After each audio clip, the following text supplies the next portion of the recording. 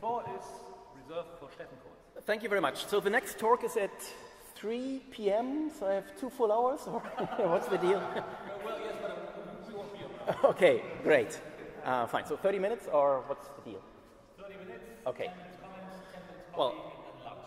Yeah. Great. So as you will see, I have many more slides than I can reasonably show here, so don't be too disappointed if I will skip some of them. I will just first of all try to give you the background of myself. I'm coming from the Kiel Institute for the World Economy, so what we are doing now is to go to the other side of the spectrum, which is the fascination of today's conference, to go from one spectrum, philosophical background of praxeology, to the other one, and I'm coming from applied economic research. You may know that the Kiel Institute is one of the 6 large economic research institutes in Germany. Actually, it's the most traditional one, founded in 1914. And what we are supposed to do is to give policy advice in a very broad sense, which means not only to policymakers in the narrow sense, but also to entrepreneurs to understand better what's going on in the world economy or in a specific country of the world economy. And here the problem starts already, so we are on kind of gloomy ground from the perspective of Austrian economics. My department is the forecasting center of the Kiel Institute, and we are the business cycle analysis unit and the macroeconomic think tank of this institute, and we are supposed to deliver forecasts for the next 2 to 5 years, or even long-term forecasts. So we are part of the number crunching community, and for many Austrians this is very ugly stuff. You know? Numbers don't measure anything. But there's one, let's say, advantage that we have. Hayek once pointed out that it is impossible to predict what an individual will do. But there's some hope that we can identify some patterns that will result out of social cooperation, and that we are able to do, at least to some extent, what he called pattern prediction. So how can we translate the pattern prediction to even quantitative forecasting, like business cycle projections, or setting up early warning mechanisms, which has become extremely important in the field of macroeconomics. So how can we warn in an early phase that something is going wrong, not only at an individual decision maker, but for a large part of the economy. This is our job. This is what the taxpayers pay us for. And the idea is, given that the macroeconomics field is in a deep crisis since at least the global financial crisis of 2007 and the ongoing years, to reconstruct macroeconomics on the grounds of the Austrian school, so starting from praxeology as the source of as the science of human action, to develop, and we call it at the Kiel Institute, the Coordinationist Paradigm of Macroeconomics. And what is behind this coordinationist paradigm is the topic of today's talk. I will try to convey the idea how we are inspired by Austrian economics in the field of macroeconomics, in the field of forecasting, and in the field of consulting. And I'll try to subdivide my talk in 3 large units. First is on our view on their economic process as a market process-oriented, that we need some market process-oriented micro-foundations to be able to say something reasonable also on the macroeconomic. I will very briefly touch upon capital, interest, and money, because we will have some specific talks on these fields later on this afternoon. And in the concluding section, I will just try to present some ideas of possible applications where we can hope for fruitful inspiration from the Austrian school towards what we are currently working on. So what do I mean by a market process-oriented micro foundations? Well, the most important thing is that we understand the economic process as one economic process and not as many many economic mainstream textbooks seem to suggest, that there is a micro level and there's a macro level, and there is almost no connection between the two. Well, and then strange things happen. Students are taught on the micro level that the very reason for thinking about in economic terms is scarcity. Goods are scarce, otherwise we are not interested in goods.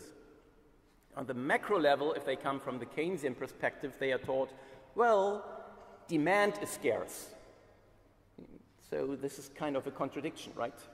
So we on a macro level, we seem to suffer from something which is, well, a problem of plenty rather than a problem of scarcity. So this is clearly not reasonable. So we have to consider the economic process as one economic process, which is based on individual decision-making. And what we see on the macro level is just the flip side of what happens out of this very complex economic coordination process. And there's a very important field of research in macroeconomics which is called the problem of imbalances. We even in the European Union now have a macroeconomic imbalance procedure, so people are looking at macroeconomic aggregates and try to do something against it. The most prominent number in Germany is clearly our current account surplus. There's a limit, 6%, agreed upon among all European countries, and if a country is above this 6% threshold, more detailed investigations are triggered, and there's the background assumption that something is going wrong in the economy if this pattern is shown.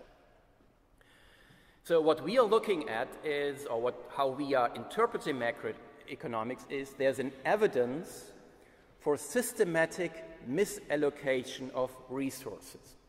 And this must be driven by unworkable or malfunctioning process with the universal drivers of the economic process. And these universal drivers are those phenomena in the field of economics that permeate into all or almost all micro levels. So something that is going wrong with your local bakery will never trigger a macroeconomic crisis. So if you're looking for true imbalances as something that indicates that there is a systemic problem in our economy, must come from these universal or pervasive drivers. Most important of it is money. Money, of course, is used in almost every transaction. So if something is going wrong with our monetary system, we have good reason to suppose that this will trigger macroeconomic problems that are not isolated in some part of the economy, but they are really triggering macroeconomic problems. Interest is the second pillar, because each and every price of a good or a production factor has an interest component built in it. So if the interest rate is distorted, all other goods prices are necessarily also distorted in a pervasive way. If there's something wrong with the price for your daily bread, okay, bad for you. But if something's going on with the interest rate, if it is distorted in one way or the other, then all the other goods prices, the relative prices, are distorted as well. This leads us to capital, because a distortion in the price vector will translate itself into production structures, in the industry structure of an economy, and distort our capital stock.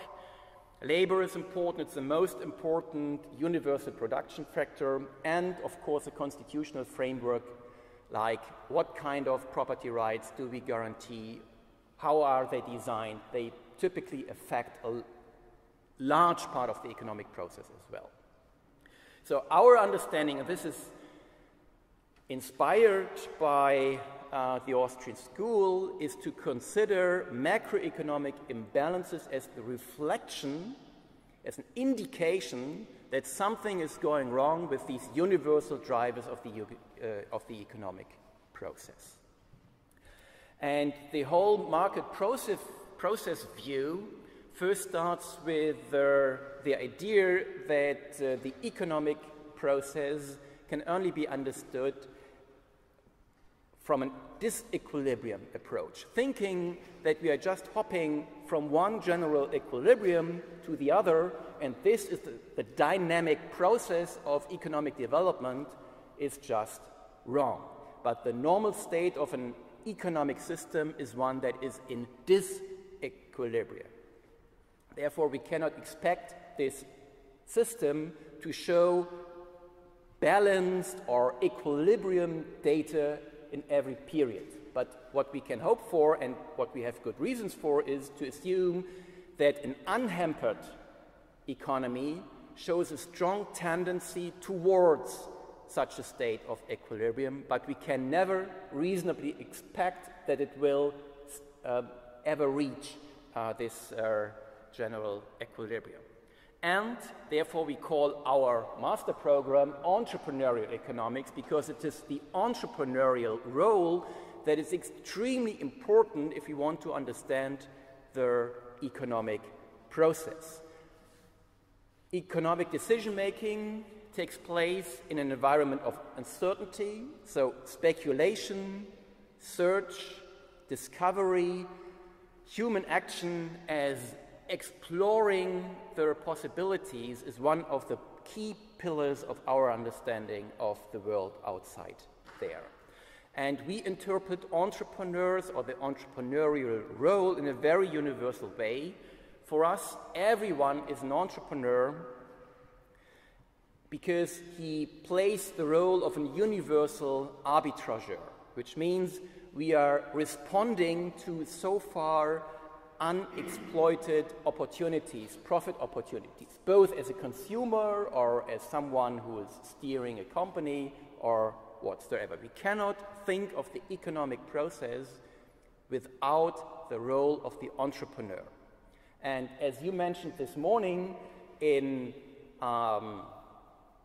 general equilibrium competition policy or competition theory, the role of the entrepreneur has just vanished. It's no longer there. On the contrary, what the entrepreneur should do is considered something as a market imperfection. But no one is thinking about, well, who keeps this economic process going? Who is exploiting, who is responding to price signals? Well, this is just the entrepreneurial role, and therefore it is extremely important. And this brings me already to the role of dynamics and time. Whatever we do, and I think we will hear a lot of that in the talk on capital and also on interest, we cannot think of an economic process without thinking about the role of time. I already said that the economic process is not a sequence of equilibria, but rather a permanent adjustment process towards a new equilibrium. And the market system serves as a feedback mechanism.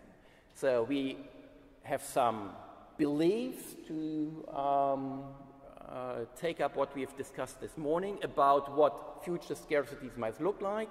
We have some information about past prices, and we try to extrapolate and to know something about the future and respond to that. And the market process or the market system provides us with the feedback that we can use to learn from in order to improve our decision making. And here already is a very important question for us as macroeconomists. We are typically thinking of the business cycle as fluctuating around potential output. And this assumes that we can disentangle the fluctuations from the trend. Actually, in reality, this is hardly possible. Whatever we observe in the cycle will also have an impact on the trend as well. It's just a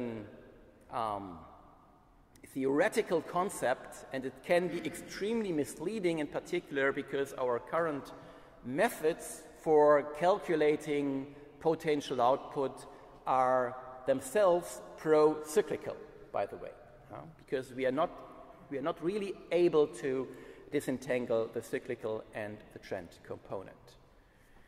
And again, a strong reason to think of the economic process as a disequilibrium process is that time cannot pass without modifying knowledge. So whatever we do day by day, we increase our knowledge, and knowledge is part of the overall framework in which we are operating. And if this framework changes, also the theoretical equilibrium would be affected. And Lachmann very consequently said the fact that time cannot pass without modifying knowledge appears to destroy the possibility of treating expectations as data of a dynamic equilibrium system. So this is a very strong, this feedback mechanism between the economic process, expectation formation, and decision making is highly endogenous. What we also need is value theory from the subjective or subjectivist perspective, in particular the reverse value imputation, which I will very briefly introduce for those of you who are not so familiar with the value concept in economics. When you think about value, we start from, well, it's human action that we are using some means to bring about a desired end. So we are making expectations about the effect. We use some resources, what we call our means, to reach an end. And the means themselves don't have any intrinsic value to the decision maker. This value just comes from the end. So we are in a reverse way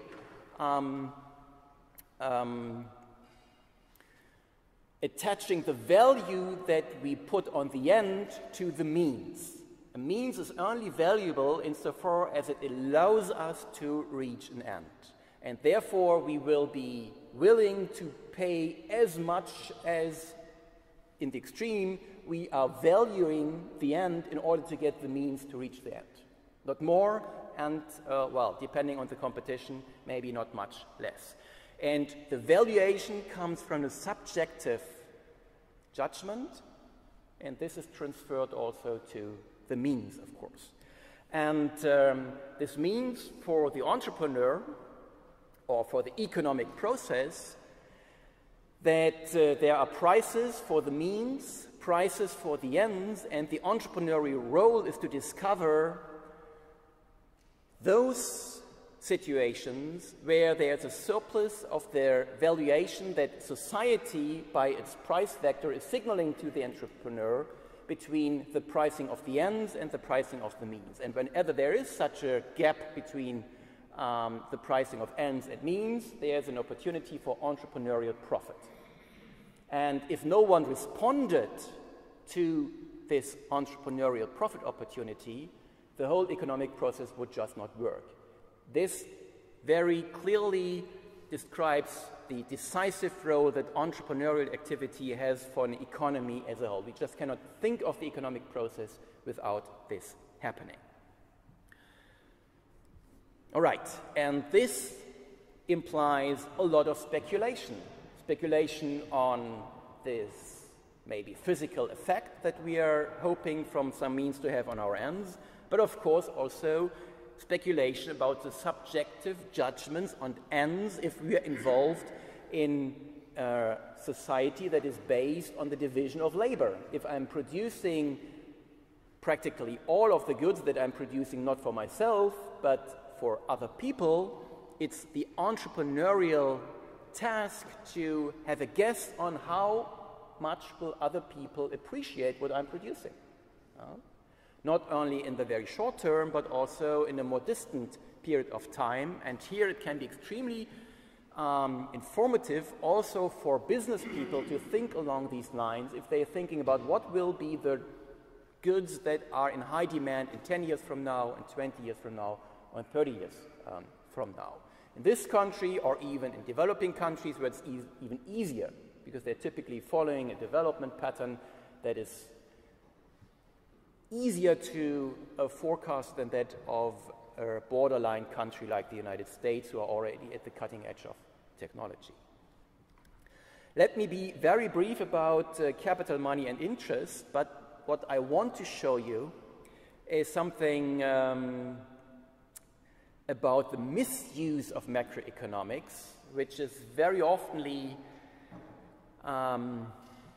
well, unintentionally, of course, but very oftenly conveyed by the too naive use of the national accounts.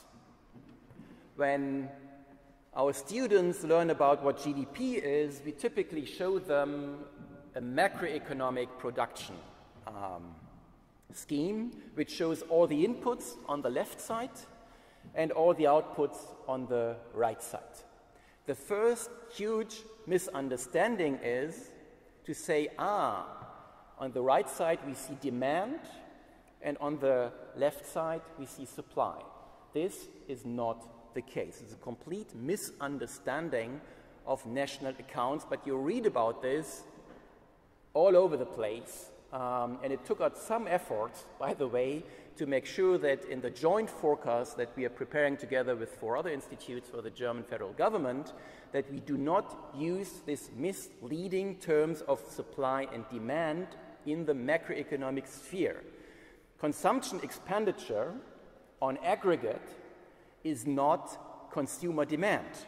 It is the outcome that we can measure if we aggregate together all sales on all markets for consumer goods.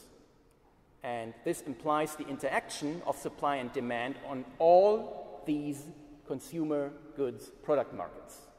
So the aggregate is not only 1/2 of the interplay of supply and demand.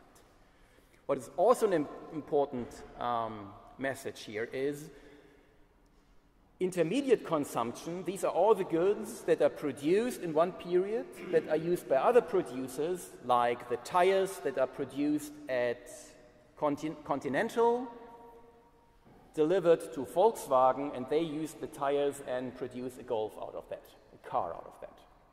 Then, of course, we will not count the tires twice, and in macroeconomic accounting, we make sure that we are not counting it twice by canceling out all intermediate consumption. But that does not mean that intermediate consumption is not crucial for the overall level of GDP, which is a measure for the overall economic activity in a country.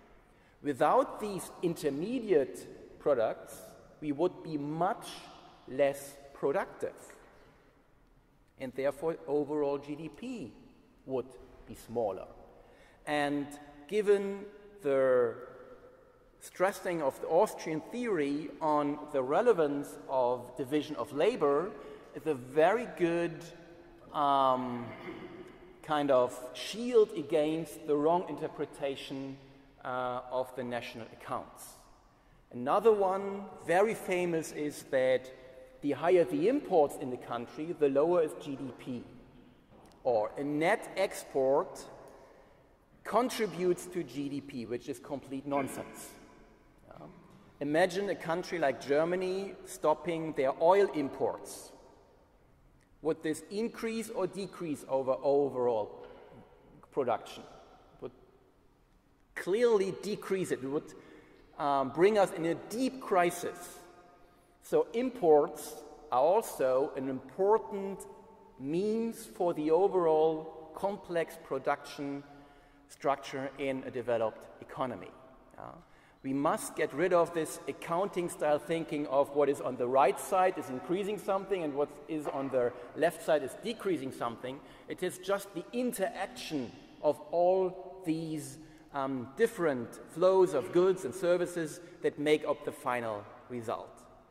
But the whole macroeconomic debate is completely flawed in this direction, that people think that a net exporter like a country like Germany is stealing away aggregate demand from the rest of the world. One of the reasons why we have this 6% threshold for the current account stems exactly from this oversimplified understanding of the national accounts. Also that we are talking about the final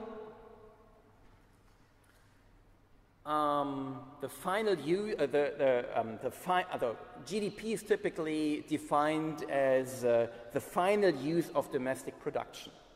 Well, final, first of all, it's not final demand, as I said already. It's also not final in the sense that we should understand investment. Investment is a process that goes on over many years. So if we set up and invest a capital good, it's just something like an intertemporal intermediate consumption. Thinking along these terms will make it will make us discover the time dependency of the capital stock much more clearly than the simple periodical exposition of the national accounts can show us. I will just skip this and show you how important it is to get a much more market-based evaluation of the capital stock by showing you one example. This is a capital stock of Spain, and the bars are the net investment in Spain. And what you see is when the crisis hit the country, net investment more or less were zero, so there was no further investment going on. But the capital stock, as shown in the national accounts, was left completely unaffected. So the idea is that all the ghost estates in Spain are still part of the productive capital stock. And the overall capital stock, as we measure it, goes into our potential output estimations, which means that we are assuming that there are productive production factors in Spain that can be used and that allow Spain to produce a certain GDP, which are a pure illusion. But this has very strong political implications. If we are overestimating potential output in Spain, we will diagnose automatically that any GDP that is below it is below for cyclical reasons. And if it is below for cyclical reasons, the government or the central bank should do something against it. But what is obvious is that there was a shift in the overall capital stock. Therefore, potential output, of course, the marketable potential output, is much lower than we can estimate it based on the national accounts data. The easiest way to make use of all the production factors in Spain is to set up more government spending in the construction sector. This would make use of all the unused resources there. But this is definitely not something that the economy of Spain needs. All right, let me come to the end of this exposition and give you some ideas where we see important implications. One was already mentioned. We need a disaggregated approach to estimating potential output. We have to come to a concept that allows us to estimate the marketable overall production capacity of an economy. and not a backward-looking one that just looks at what has been invested yesterday, because the market value of the capital stock can be completely different from what is recorded in the national accounts. Maybe, and this is one idea, stock market prices may help us, because the stock market responds to a shift in market structures. Of course, the non-neutrality of money is crucial to the whole diagnosis of the crisis, of financial crises as a whole, and also as an early warning system for what might happen in the future if this extremely expansionary stance of monetary policy around the globe continues. But then the question pops up, well, what money concept do we have in mind? What do we understand by money? What actually is money in our economy? Not so easy to answer. In the field of international macroeconomic imbalances, we should look much more at the capital flows, what is triggering capital flows, knowing that capital flows are shifting purchasing power from one part of the world to another part of the world, and the trade in goods and services is just following the shift of purchasing power. So this is just a reverse picture, something that goes back on Böhm-Barwerk, which tells us much more about the real world out there than this trade-centered view. Can there be a savings glut in the world economy? Is this a reasonable understanding of the world outside there? Can real interest rates really be negative, deep in negative territory even? Is the whole concept of interest thinkable as having negative values? Very important question. And also, is it still reasonable to talk about national economies, the macroeconomy of Germany, of Spain, of the euro area, or is it rather a global business cycle that we are observing, given that the global value chains are much more intensified than what we have observed a couple of years ago? Well, a lot of interesting different views on the same problems that can be inspired by the Austrian view, and what to me seems to be important is to overcome this extremely artificial juxtaposition of demand-side economics versus supply-side economics. Economists are not cheerleaders for growth, and it is absolutely fine if people make their decisions saying, well, we are becoming more productive every year, let's spend some of this progress in our productivity by working less. It's absolutely fine. And the system, the macroeconomic system, should be able to respond to that, rather than having people responding to what macroeconomic designers think is reasonable.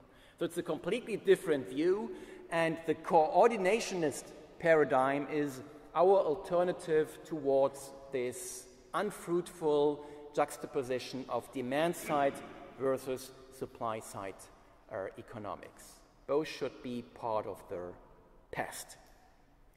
So much for a first insight into how we try to use it as a source of inspiration in our department at the Kiel Institute to make use of the Austrian school for more insights for policymakers and, of course, for entrepreneurs in the private sector as well. Of course, this is kind of dirty territory. We are using numbers. We are trying to forecast GDP and things like that, but it makes a big difference whether you know what GDP actually is, and that it has nothing to do with their oversimplistic Keynesian view, but that it's just the outcome of the complex interactions of millions and millions of agents that are coordinated well or not so well in the overall system. And if something is going deeply wrong, we should not think in terms of, oh, let's compensate it by pumping more money into it or by compensating it by more government demand. but by looking for, well, if there's something going wrong systemically, what universal driver is causing the distortion? And then to work on this problem rather than to compensate it by overshadowing it with more government money or more central bank money. This is the general idea behind it. All right. Thank you very much. A brief comment just here from Austrian.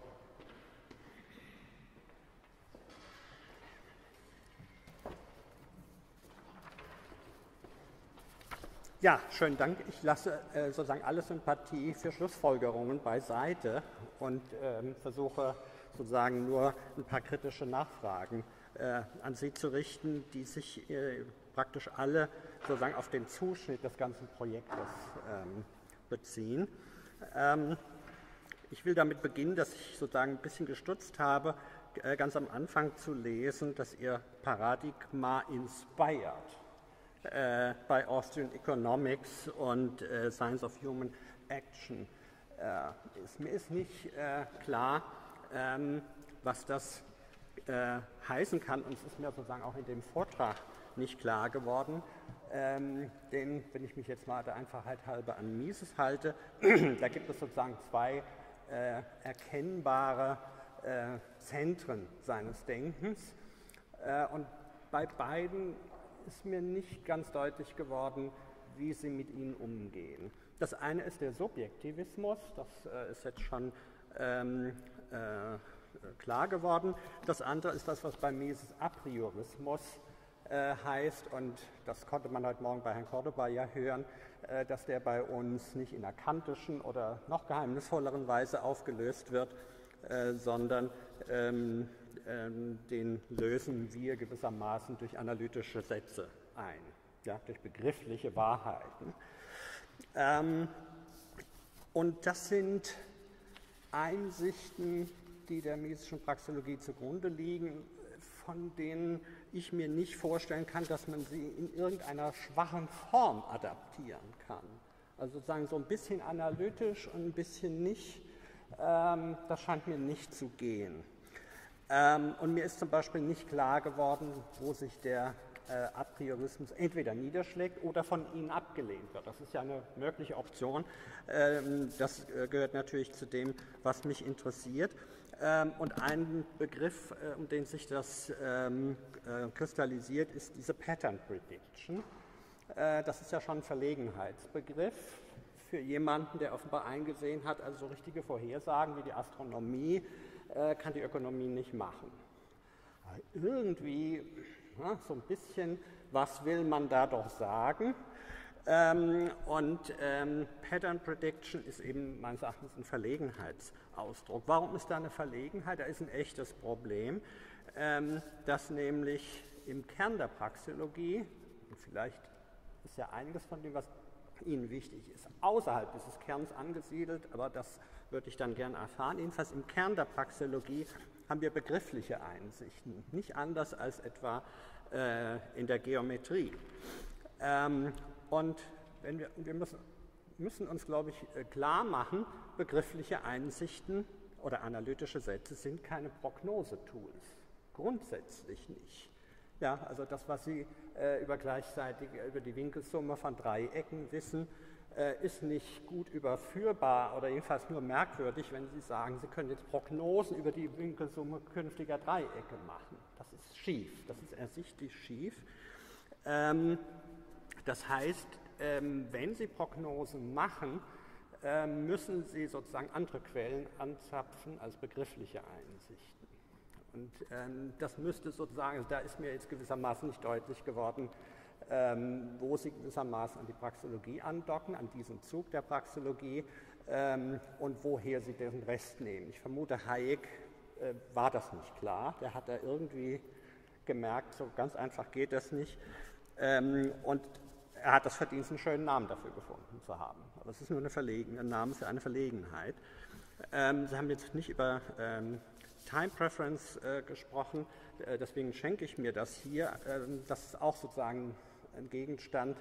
Überall, wo die Zeit ins Spiel kommt, gibt es ein Problem. Nicht überall, es gibt ein paar Sachen, die man auch aus praxeologischer Sicht dazu sagen kann, aber es ist nicht ganz so viel und das, was über Zeitpräferenz im Umlauf ist, ist viel zu stark an Thesen. Meins, also das ist jetzt aber eine ungedeckte, ist viel zu stark, was man über Zeitpräferenz, was die Österreicher sozusagen dazu sagen. Das scheint mir nur zum Teil gedeckt zu sein von der Praxeologie, aber das ist jetzt nur eine Fußnote. Der andere Punkt, das andere Zentrum des miesischen Denkens, der Subjektivismus, da würde ich sagen, ist ja eine Lehre, dass wir alle evaluativen Begriffe, das nennt wir so, wir reden intern ein bisschen anders, aber ich rede mal so, wie es verstanden wird, dass alle evaluativen Begriffe letztlich sozusagen ihre werthafte, ihre normhafte Komponente von einem Wollen erhalten. Und das müsste sich meines Erachtens niederschlagen im Umgang mit Begriffen wie something went wrong, misallocation, distortion, gestörtes Gleichgewicht. Man kann natürlich von gestörtem Gleichgewicht deskriptiv sprechen. Sie können natürlich auch Naturvorgänge in einer Weise beschreiben, die in diesem Vokabular stattfindet, aber in einer rein deskriptiven Beschreibung, die solche Wörter verwendet, da gibt es noch keinen Handlungsimpuls. Vor allen Dingen, also es mündet jetzt bei mir in die Frage, was sind eigentlich sozusagen Ihre tiefsten Gründe für den Anti-Interventionismus, den ich ja bei Ihnen rausgehört habe? Das ist ja auch etwas sozusagen vom Output, wo wir vermutlich überhaupt keinen Dissens haben, aber die Frage ist, wo liegen die Gründe? Und jedenfalls in der Diagnose, dass irgendein Gleichgewicht gestört ist oder eine Misallocation, was soll das heißen? Unsere Analysen drängen gewissermaßen darauf, wenn man sich auf sie einlässt, oder Jesus, ich will nicht immer von unseren Analysen sprechen, also der Witz der miesischen Überlegungen ist eben, dass wir immer das Wollen dekouvrieren, das hinter solchen Wertungen steckt. Und natürlich sind auch Wertbegriffe gemeint, die in der Wissenschaft verwendet werden. Und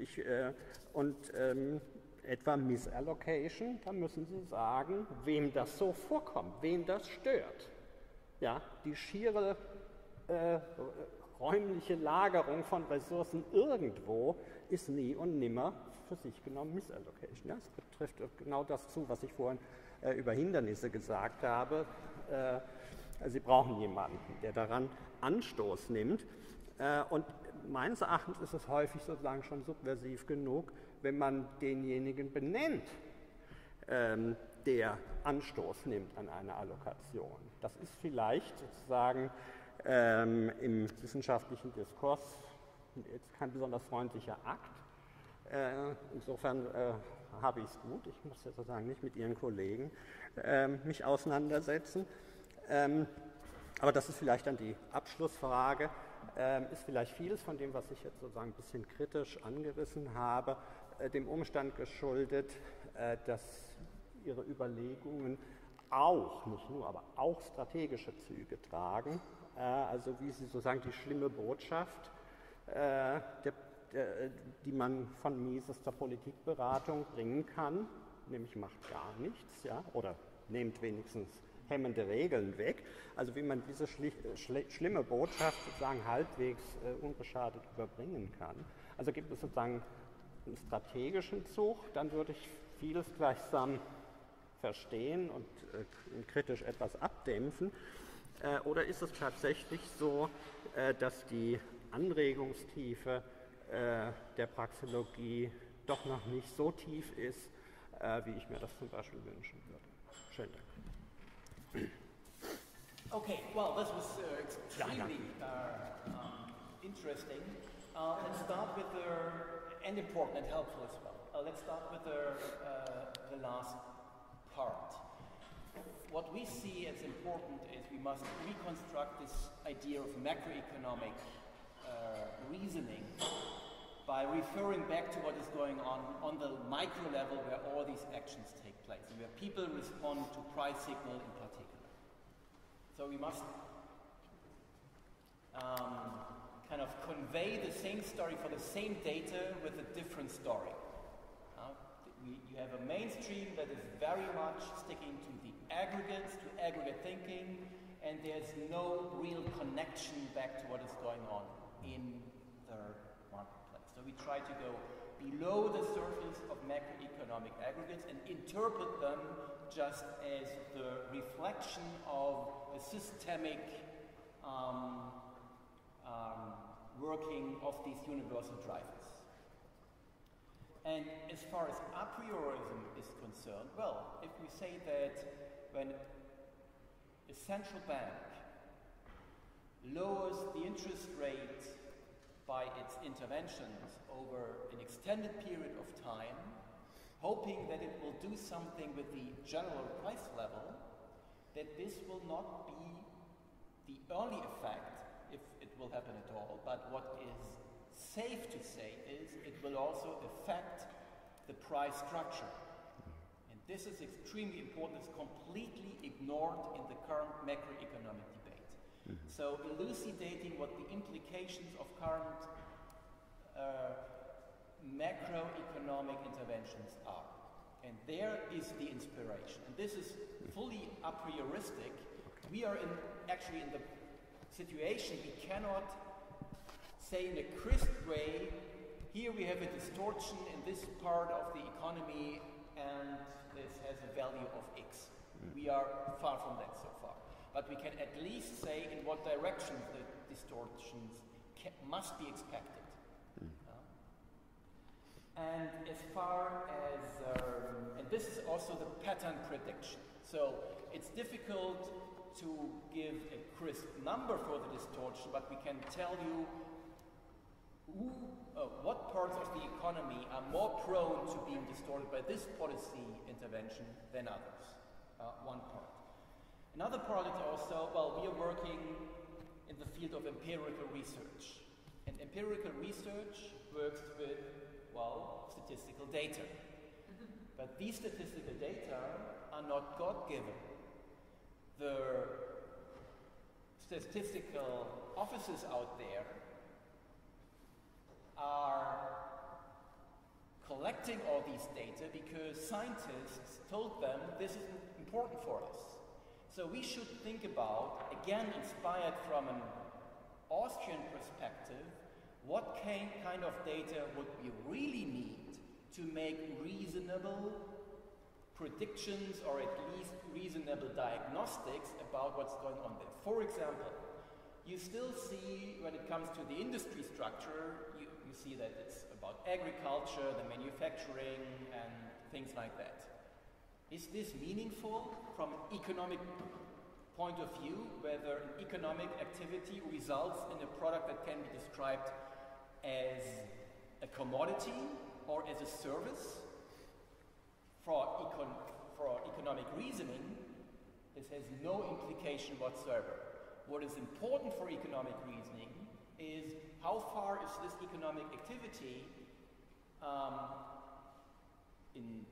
or what is the temporal remoteness of this economic activity from final consumption?